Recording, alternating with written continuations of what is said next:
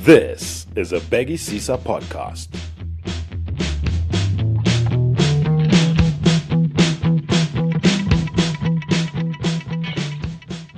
Welcome to this edition of the Bhekisisa Centre for Health Journalism's podcasts. I'm Mia Malan. Babies do better when fed on breast milk. That's the advice of the World Health Organization and the South African government. But what if there's none available? Well, then it's suggested that donated breast milk be used instead.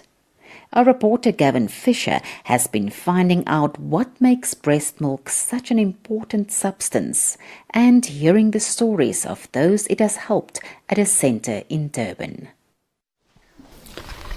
Jonah decides to obey. God asked Jonah to do a job. Jonah did not want to do it. He ran away from God. It's story time in the Van der Linde household. Today it's Jonah and the whale. Dad Ethan's focus is on the words, but Usain's 2-year-old Ava prefers the pictures. What's that? Big fishy. The family scene is completed by Ethan's wife, Roxy.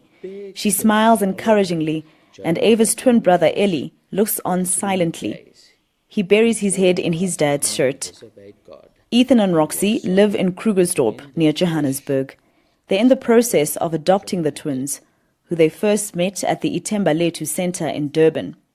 The couple was staying at the centre, helping to look after other children when Ellie and Ava arrived.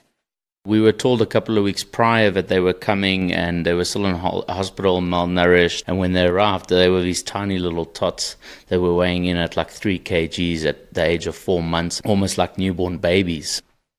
The twins had been abandoned at 3 months old by their birth mom. They were left in the care of a neighbour and eventually admitted to hospital.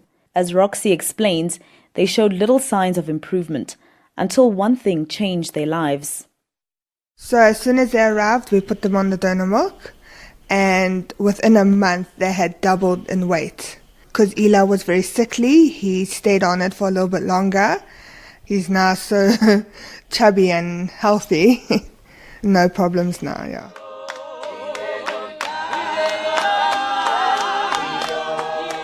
It's a hot, clear morning at the Ithemba Lethu Centre in Durban.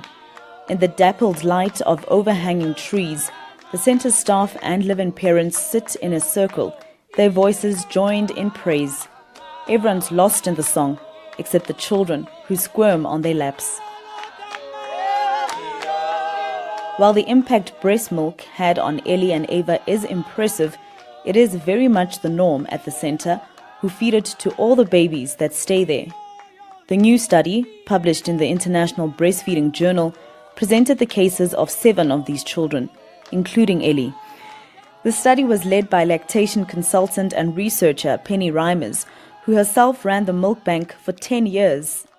When we started running the milk bank, we didn't keep very good records. And so what we're doing now is making sure that all those records are kept meticulously so that we can actually document exactly the difference that donor milk is making in these babies' lives. And the case studies show marked improvements in conditions like gastroenteritis, eczema and scabies. Children with HIV and TB also showed clear signs of improved immune response.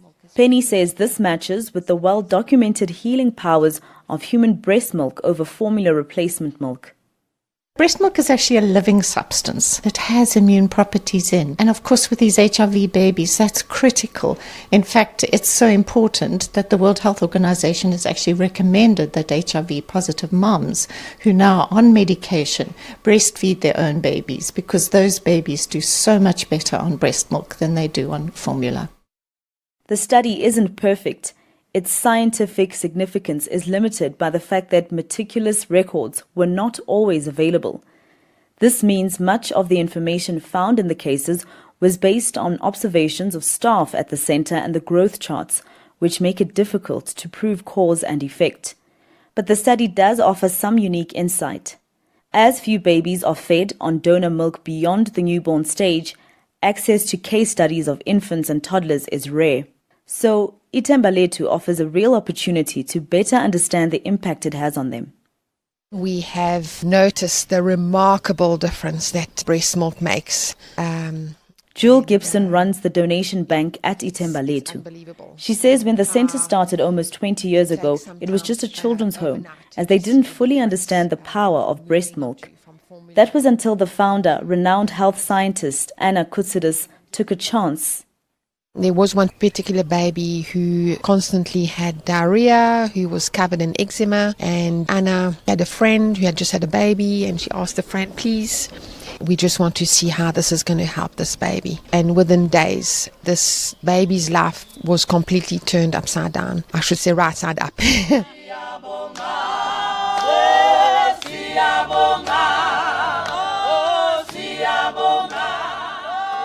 In total, Ithembaletu has helped over 100 children be adopted or returned to their families. Jewel swells with pride talking about them and all the people who made it possible. But she keeps her most earnest thanks to the moms who donated their milk. I don't think they have any idea of how their breast milk, the effort that they go through, the sacrifice they make, how that is unbelievable to impact the lives of the babies. So thank you to the donor moms out there. This sentiment is shared by Ethan van der Linde, who knows little Ellie's life was changed by those who chose to donate. The donor milk helped a lot, and even the doctors in that said it's the best thing he could have been on to get him through and growing healthier. And for anybody else that's having their own children, if you can, breast milk is best, and then if you've got surplus, donate. It's really an amazing cause.